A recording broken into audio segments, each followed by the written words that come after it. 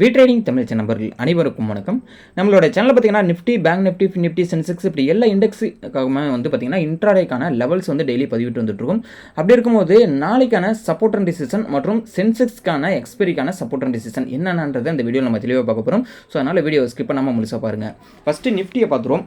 நிஃப்டிக்கு பார்த்தீங்க அப்படின்னா ஃபஸ்ட்டு பார்த்தீங்க அப்படின்னா நான் வந்து ஒரு மேஜராக இருக்கக்கூடிய ரெசிஸ்டன்ட் அண்ட் சப்போர்ட் அப்போ ஃபஸ்ட்டு சொல்லிக்கிறேன். அது இந்த ரெண்டு ரெட் லைன் போட்டிருக்கோம் பார்த்தீங்களா, அதாவது 22,570 மேஜராக இருக்கக்கூடிய ரெசிஸ்டன்ட் அண்ட் 22,447 அப்படின்றது ஒரு மேஜராக இருக்கக்கூடிய சப்போர்ட்டு. இந்த இன்பிட்வீனில் மார்க்கெட் ட்ரேட் ஆகிற பட்சத்தில் கிட்டத்தட்ட வந்து ஒரு 130 பாயிண்ட்ஸ் பார்த்திங்க அப்படின்னா நோ ட்ரேடிங் ஏரியா அப்படின்றத நான் மென்ஷன் பண்ணியிருக்கேன். ஸோ ஏன் இந்த இடத்துல வந்து ட்ரேடிங் இதாக எடுக்கக்கூடாது நோ ட்ரேடிங் ஏரியான்னு சொன்னால் பார்த்தீங்கன்னா, இன்ட்ராடே பண்ணும்போது கண்டிப்பாக வந்து இந்த இடத்துல வந்து double side movement and premium melting ரெண்டு விஷயம் நடக்கிறதுனா பாசிபிலிட்டிஸ் இருக்குது. ஸோ அதனால் வந்து இந்த நோ ட்ரேடிங் ஏரியாவில் வந்து மார்க்கெட் இன்பிட்வீனில் வந்து மார்க்கெட் ஓப்பன் ஆகுது. இதை வந்து ரெண்டு ஆஃபாக பிரிச்சிருக்கோம் பார்த்தீங்களா, இந்த ரெக்டாங்கல் பாக்ஸில் சென்டரில் ஒரு லைன் 22,494 இருக்குது. இன்கேஸ் வந்து இந்த மேலே வந்து ஓப்பன் ஆகுதுன்ற பட்சத்தில் ஒன்ஸ் ரெசிஸ்டன்ட் ஆனால் 22,570க்கு போகலாம்.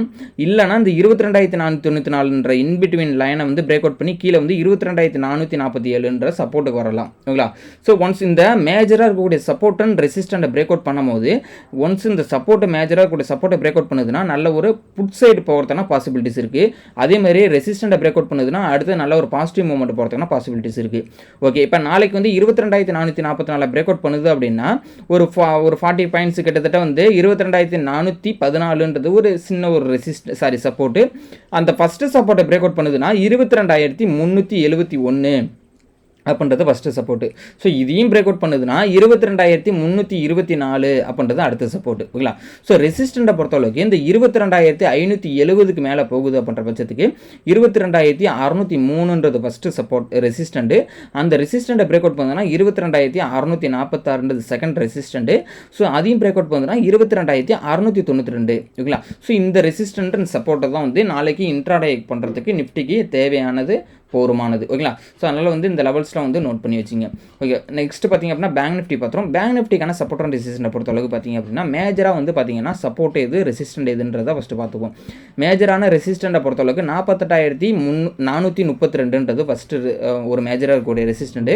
அதை பிரேக் அவுட் பண்ணதுன்னா ஃபர்தராக வந்து ஒரு அப்சைட் மூவ்மெண்ட்டு, அதாவது நேற்று எந்த ஹை கிட்டத்தட்ட 48,474 ஒரு ரெசிஸ்டண்ட்டாகவும் அதுக்கும் மேலே போகுது அப்படின்னா 48,530 அப்படின்றது அடுத்த ரெசிஸ்டண்ட்டாகவும் அதையும் பிரேக் அவுட் பண்ணுதுன்னா 48,588 ஃபைனலாக இருக்கக்கூடிய ரெசிஸ்டன்ட். அதேமாதிரி இந்த 48,432க்கும் 48,275க்கும் இன்பிட்வீனில் ட்ரேட் ஆகிற பட்சத்தில் நோ ட்ரேடிங் ஏரியான்ற மென்ஷன் பண்ணியிருக்கோம். ஸோ ஒன்ஸ் இந்த 48,275 பிரேக் அவுட் பண்ணுதுன்னா 48,233 ஒரு சின்ன சப்போர்ட்டு. இல்லை, அந்த சப்போர்ட்டு பிரேக் அவுட் பண்ணுது அப்படின்னா 48,179 செகண்ட் சப்போர்ட்டு. அதையும் பிரேக் அவுட் பண்ணுறா 48,119 அண்ட் 48,076. இதெல்லாம் வந்து ஒரு 30-40 பாயிண்ட்ஸ் இன்பிட்வீனில் இருக்கும் போது கண்டிப்பாக வந்து இன்ட்ராடே பண்ணும்போது ஒரு 10 to 15 பாயிண்ட்ஸ் வந்து கெயின் பண்ணுறதுக்கான பாசிபிலிட்டிஸ் இருக்குது. இதை வந்து பேங்க் நிஃப்டிக்கான சப்போர்ட் அண்ட் டிசிஷன். நெக்ஸ்ட் பார்த்தீங்கன்னா ஃபின் நிஃப்டிக்கான சப்போர்ட் அண்ட் டிசிஷனை பொறுத்தளவுக்கு பார்த்தீங்க அப்படின்னா மேஜரான ரெசிஸ்டண்ட்டை பொறுத்தளவுக்கு 23,600 ஒரு ரெசிஸ்டண்டாகவும் 22,600க்கு மேலே போகுதுன்னா நல்ல ஒரு அப்சைடு மூவ்மெண்ட் கிட்டத்தட்ட 23,639 ஃபஸ்ட்டு ரெசிஸ்டண்டாகவும் 23,689 அடுத்த ரெசிஸ்டண்டாகவும் 23,744 அடுத்த ரெசிஸ்டன்ட். ஓகேங்களா? ஸோ சப்போர்ட்டை பொறுத்தளவுக்கு பார்த்தீங்க அப்படின்னா 23,457 ஒரு மேஜரான ஒரு சப்போர்ட்டு. ஒன்ஸ் அந்த சப்போர்ட்டை பிரேக் அவுட் பண்ணுதுன்னா 23,419 ஃபஸ்ட்டு சப்போர்ட்டாகவும் 23,369 அப்படின்றது அடுத்த சப்போர்ட்டு. ஒன்ஸ் இந்த 23,369 பிரேக் அவுட் பண்ணுதுன்னா 23,313 ஒரு அடுத்த சப்போர்ட்டாக ஆக்ட் ஆகிறதுனா பாசிபிலிட்டிஸ் இருக்குது. இன்பிட்வீனில் 23,457க்கும் 23,600க்கும் பார்த்தீங்க அப்படின்னா ஒரு 150 பாயிண்ட்ஸ் பார்த்தீங்கன்னா நோ ட்ரேடிங் ஏரியாவில் இருக்குது. அதாவது கன்சல்டேஷன் மோடில் இருக்கும். அது வந்து 23,500க்கு மேலே ஓப்பன் ஆகுதுன்னா ஒன்ஸ் 23,600 போகலாம். அதேமாதிரி 23,500க்கு கீழே வருது அப்படின்னா ஒரு 50 பாயிண்ட் கிட்டத்தட்ட வந்து 23,457 சப்போர்ட்டுக்கு வரலாம். ஓகேங்களா? ஸோ இதை வந்து ஃபின் நிஃப்டிக்கான சப்போர்ட் அண்ட் டிசிஷன். நெக்ஸ்ட் பார்த்தீங்கன்னா மிட் கேப் நிஃப்டி பார்த்துரும். மிட் கேப் நிஃப்டியை பொறுத்தளவுக்கு பார்த்திங்க அப்படின்னா மேஜராக இருக்கக்கூடிய சப்போர்ட் அப்படின்னு பார்த்தீங்கன்னா 10,857ன்றது மேஜராக இருக்கக்கூடிய சப்போர்ட்டு. ஒன்ஸ் இந்த மேஜராக இருக்க சப்போர்ட்டை பிரேக் அவுட் பண்ணுதுன்னா நல்ல ஒரு டவுன் சைடு மூவ்மெண்ட் வரும். அது 10,837ன்றது ஃபஸ்ட்டு சப்போர்ட்டாகவும், செகண்ட் சப்போர்ட்டு 10,811 செகண்ட் சப்போர்ட்டாகவும், அடுத்தது பார்த்திங்கன்னா 10,784ன்றது அடுத்த சப்போர்ட்டாக ஆக்ட் ஆகிறதுனா பாசிபிலிட்டிஸ் இருக்குது. ஸோ அதேமாதிரி நல்ல ஒரு அப்சைடு மூவ்மெண்ட் போகும் அப்படின்னா இந்த 10,930ன்ற மேஜர் ரெசிஸ்டண்ட்டை பிரேக் அவுட் பண்ணுதுன்னா 10,950ன்றது ஃபஸ்ட்டு ரெசிஸ்டண்ட்டு. அந்த ரெசிஸ்டண்ட் பிரேக் அவுட் பண்ணுதுன்னா 10,973ன்றது அடுத்த ரெசிஸ்டண்ட்டு. ஃபைனலாக பார்த்தீங்கன்னா 11,000ன்றது தான் நம்மளுக்கு வந்து அடுத்த இருக்கக்கூடிய ரெசிஸ்டன்ட் இருந்துச்சு. ஸோ இதெல்லாம் வந்து ஒரு ரீட்ரேஸ்மெண்ட் லெவலுக்கான ஒரு ரெசிஸ்டன்ட் சப்போர்ட்டு. அதாவது 10,930க்கும் 10,850க்கும் இன்பிட்வீனில் மார்க்கெட் இருக்கிற பட்சத்தில் நோ ட்ரேடிங் ஏரியா மென்ஷன் பண்ணியிருக்கேன்.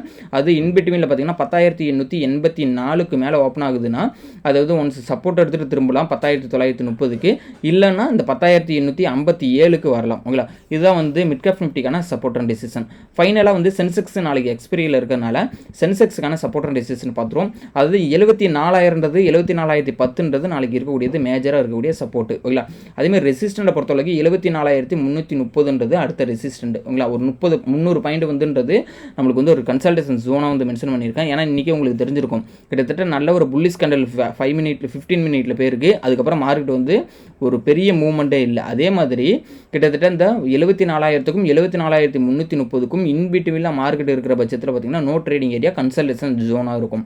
அதேமாதிரி இந்த 74,330க்கு மேலே போகுது, கிட்டத்தட்ட நேத்தியோட ஹை இன்னைக்கு போன ஹையை வந்து பிரேக் அவுட் பண்ணுது அப்படின்னா 74,415ன்றது ஒரு ரெசிஸ்டண்டாகவும், 74,526ன்றது செகண்ட் ரெசிஸ்டண்டாகவும், அதுக்கப்புறம் பார்த்தீங்கன்னா 74,650ன்றது அடுத்த ரெசிஸ்டண்டாகவும் இருக்கும்.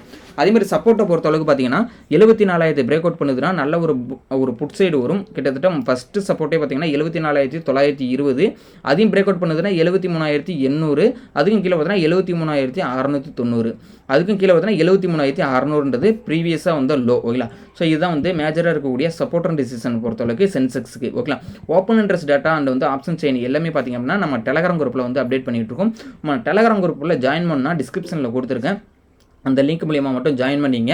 வீட்ரேடிங் தமிழ்னு நீங்கள் வந்து டெலகிராமில் போட்டிங்கன்னா நிறைய ஃபேக் சேனல்லாம் வரும். அந்த ஃபேக் சேனல்லாம் யாரும் ஏமாற வேணாம். அதனால் வந்து டிஸ்கிரிப்ஷனில் கீழே கொடுத்துக்கிற லிங்க் மூலியமாக மட்டும் நம்ம குரூப்பில் ஜாயின் பண்ணிக்கிங்க. அதுதான் அஃபிஷியலான டெலகிராம் குரூப்பு.